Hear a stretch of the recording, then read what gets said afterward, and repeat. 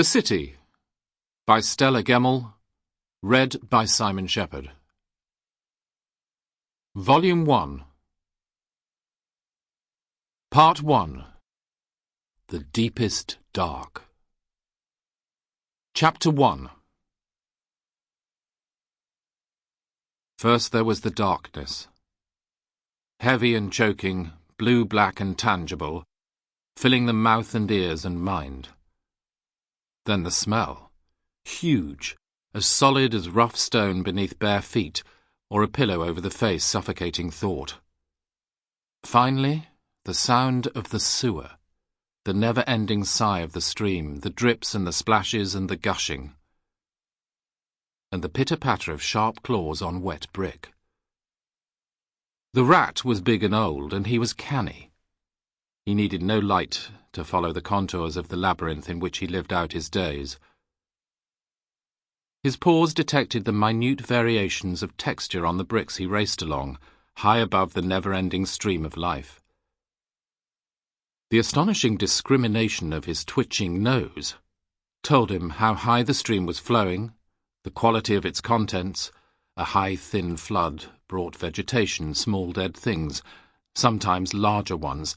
A low, thick, turgid flow held its own treats for the discerning rodent, and the quality of the air which was sometimes enough to make even a rat ill.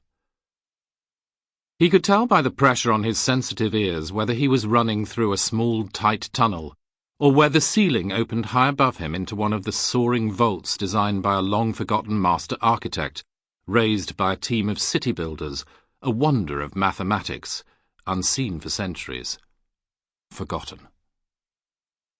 The rat could hear his friends pittering on the other side of the brick wall he followed, pattering in the next damp tunnel above him. But for a while he had outrun them all, following his nose's relentless demand. The corpse was barely bloated, barely dead. The rigour of mortality only recently departed. It was naked save for a rag drifting round its neck, the skin pale and cold as winter sunrise. It had fetched up against the worn teeth of a broken metal grill, which for a short while resumed its long-abandoned role of stopping large objects moving further downstream into the deeper depths of the sewer.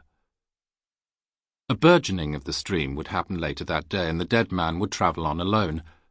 But for a while, the rat kept him company. The boy awoke with a start on the tiny ledge where he slept. He kicked out.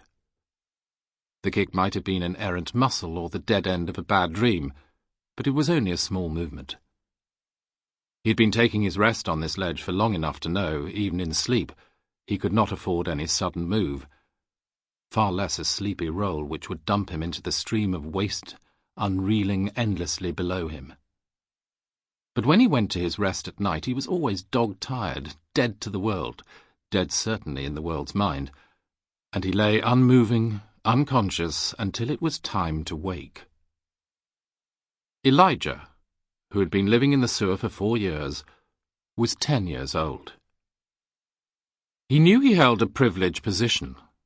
When he and his sister had first found sanctuary there, their protector, an older boy, a redhead called Reuben, had to fight for their right to stay in that place of warmth and safety.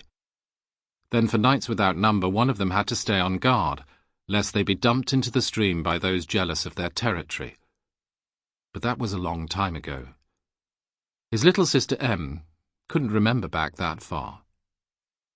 Now they had been in the sewers for longer than most of the dwellers, and their status was, for the time, secure. Elijah shifted carefully, his bare foot detecting the variations of texture on the bricks until it hit an outcrop of broken cement, its contours better known to him than the palm of his hand. He levered up to sitting. Watery light was filtering through broken stonework high in the roof above him. It wasn't enough to see by, but it thinned the air and gave it a texture of motes Elijah felt he could trap in his hand and keep for later in the day, deep in the sewer, where it might be needed. His memories were mostly of a crying woman and a hard-handed man, fist constantly raised, face red. Then there was the time of being alone. Sample complete. Ready to continue?